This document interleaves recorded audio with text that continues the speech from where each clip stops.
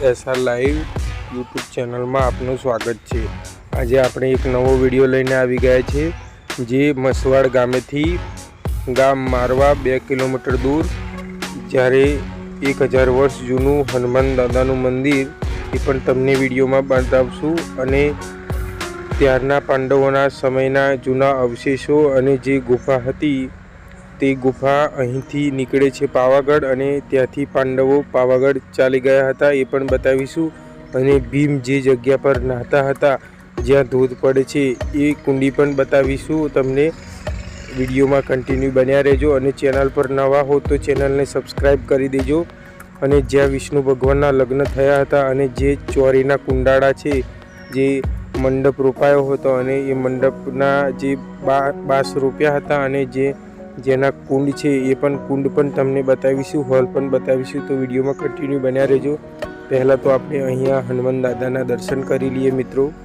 તો તમે જોઈ શકો છો અહીં કંઈક આવો નજારો છે અહીંથી આપણને જોવા મળે છે। અહીં પાછળ આ GIDC આવી ગઈ છે સામે, જોઈ શકો છો મિત્રો। સૂર્યદેવના પણ તમને દર્શન કરાવીશું વિડીયોમાં।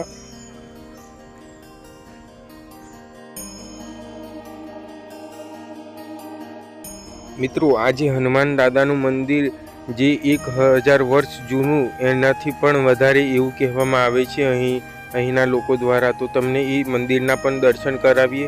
જોકે મંદિર અવડે તો સુધરી ગયું છે અને તે મંદિરનું બાંધકામ સારું કરી દેવામાં આવ્યું છે। અહીં એક કંપની દ્વારા મદદ કરવામાં આવી છે અને અહીં ટ્રસ્ટ પણ છે, જે ટ્રસ્ટનું નામ ગાયત્રી ટ્રસ્ટ છે એવું કહેવામાં આવે છે। પણ અહીં આ મંદિરનું કંઈક બાંધકામ આવું કરી દેવામાં આવ્યું છે। અહીં જુઓ તમે, પહેલાં તો આવું નહોતું પરંતુ હવે આવું થઈ ગયું છે। અહીંનો નજારો તમે જોઈ શકો છો મિત્રો। પાછળ આ GIDC આવી ગઈ છે મસવાડ ગામ અને મારવા ગામની વચ્ચે આ મંદિર કંઈક આવું દેખાય છે। અહીંથી તમે જોઈ શકો છો, કંપની દ્વારા બની આલવામાં આવ્યું છે આ મંદિર। અહીં જે કંપની હતી એના દ્વારા તમે જોઈ શકો છો હનુમાન દાદા બિરાજમાન। ત્યારના 1000 વર્ષ જૂનું હનુમાન દાદાની મૂર્તિ છે, તમે જોઈ શકો છો મિત્રો। પાછળ ગાયત્રી મંત્ર પણ ગાયત્રી મંડળ દ્વારા પાછળ હનુમાન દાદાની હનુમાન ચાલીસા મૂકવામાં આવી છે। અહીં જોઈ શકો છો તમે નંદી માતા, જ્યાં અગ્નિકુંડ છે તેમાં હવન કરવામાં આવે છે દર શનિવારે। અહીં ખૂબ ભક્તોની ભીડ જોવા મળશે તમને। અહીં આવો તો હનુમાન દાદાના દર્શન જરૂર કરજો મિત્રો।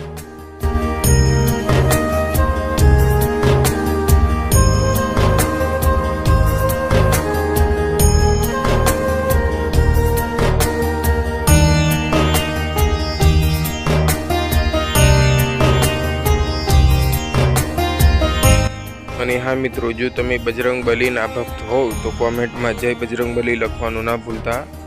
અને વિડીયોને લાઈક કરી દેજો, શેર કરી દેજો તમારા મિત્રો સાથે।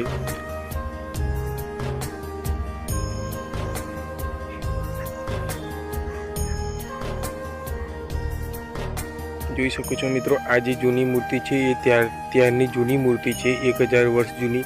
આ 3 મૂર્તિ તમે જોઈ શકો છો અને હનુમાન દાદાની મૂર્તિ પણ, અને એની બાજુમાં પણ એક મૂર્તિ છે એ પણ જૂની છે।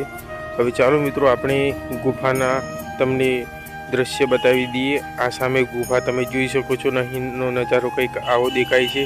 અહીંથી પાણી ઉપરથી નીચે ગુફામાં એક હોલ છે, ત્યાં રહીને પાણી અહીં વહે છે। જોકે લીહ બાંધેલી હતી એટલા માટે આપણે અંદર ના ગયા, કારણ કે પડી જવાય એવું હતું। પણ તમે જે સામે જે ગુફાનો રસ્તો જુઓ છો તમે, હોલ દેખાય છે, ત્યાં રહીને અહીં રહીને પાંડવો પાવાગઢ નીકળ્યા હતા એવું કહેવામાં આવે છે। અને આ જે તમને ઝૂમ કરીને બતાવે છે, આ બતાવીએ તમને ઝૂમ કરીને મિત્રો। આ જે પાણીનો ધોધ પડે છે ત્યાં રહીને પાવાગઢ જવાય છે એવું કહેવામાં આવે છે। અહીંથી ગુફા પાવાગઢ નીકળે છે, અહીંનો રસ્તો પાવાગઢ જાય છે એવું કહેવામાં આવે છે। અને અત્યારે તો બંધ કરી દેવામાં આવે છે।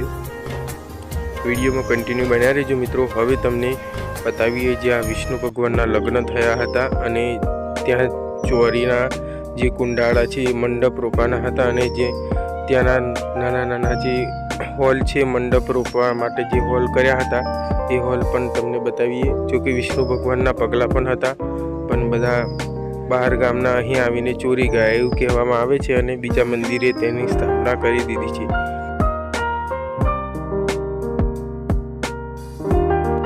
મિત્રો અહીં એવું કહેવાય છે કે ત્યારે વિષ્ણુ ભગવાનના લગ્ન થતા હતા અને એક અહીં મારવા ગામની કોઈક ડોશીબા સવારે વહેલી ઉઠી 4 વાગે ઉઠી અને ઘંટી લઈને ડાંગર પીલતી હતી એવું કહેવામાં આવે છે અને એ અશુભ ગણાય છે. એટલા માટે વિષ્ણુ ભગવાન અહીંથી મંડપ ચોરી છોડીને અને ભાગી ગયા હતા એવું કહેવામાં આવે છે.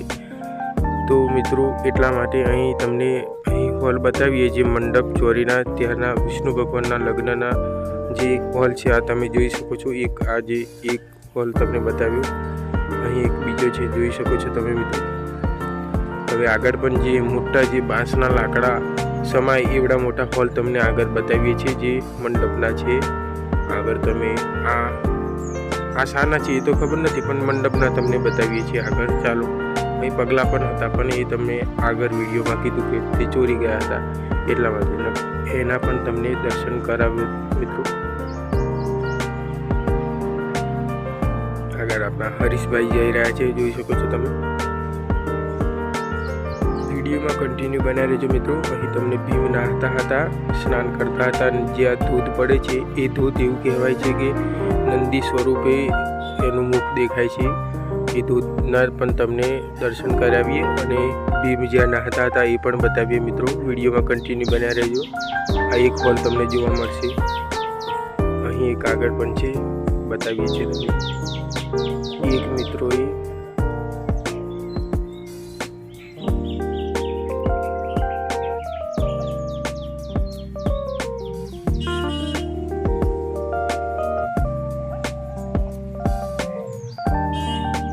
બીજો મિત્રો જોઈ શકો છો તમે, બીજો છે અને એની થોડીક આગળ આ ત્રીજો જોવા મળશે આપણને. અહીં જોઈ લો મિત્રો, પાણી ભરાઈ ગયું છે એમાં. ત્યાંથી આગળ પણ એક છે જોઈ લો, તમને બતાવીએ. આ ત્રીજો છે મિત્રો. હવે આ ચોથો જોઈ શકો છો તમે. અહીંથી સામે એક, અહીં એક અને અહીં એક તમે જોઈ શકો છો મિત્રો. અહીં પણ પાણી ભરાઈ ગયું છે. ત્યારના પાંડવોના સમયનો છે અને જ્યાં વિષ્ણુ ભગવાનના લગ્ન થયા હતા ત્યારના આ જે મંડપ ચોરી છોડીને ચાલ્યા ગયા હતા ત્યારના હોલ છે તમે જોઈ શકો છો મિત્રો. તમે પણ આવીને જોઈ શકો છો કે આ બનાવેલું અવડેનું નથી. તમે ત્યાં જઈને કોઈને પણ પૂછો તો તે તમને પૂરો ઇતિહાસ કહેશે. ત્યાંના સ્થાનિક લોકોને કોઈને પણ તમે ત્યાં જઈને પૂછશો, જો ત્યાં જાઓ ને તો પૂછજો. હા, તમે કુડી જોઈ શકો છો મિત્રો. અહીં પણ એક હોલ છે જોઈ શકો છો. હા, અને આ જે કુડી છે, કુડીથી નીચે પાણી વહે છે તે તમને બતાવીએ. અહીંનો કંઈક આવો નજારો દેખાય છે. હવે આપણે આવી ગયા છે આ બાજુ. આ કુડી તમે જોઈ શકો છો. આજે કુડીનું પાણી નીચે જાય છે અને ધોધ સ્વરૂપે પડે છે અને ત્યાં એક પથ્થર છે. ત્યાં ઉપર બેસીને ભીમ નાહતા હતા. જ્યારે પાંડવોના વનવાસ દરમિયાન પાંડવો અહીં રોકાયા હતા અને ભીમ અહીં રોજ નાહતા હતા એવું કહેવામાં આવે છે. અને જે ધોધ પડે છે તે નંદી સ્વરૂપે નીચે પડે છે. તેનો આકાર નંદી સ્વરૂપનો છે એવું કહેવામાં આવે છે. તમને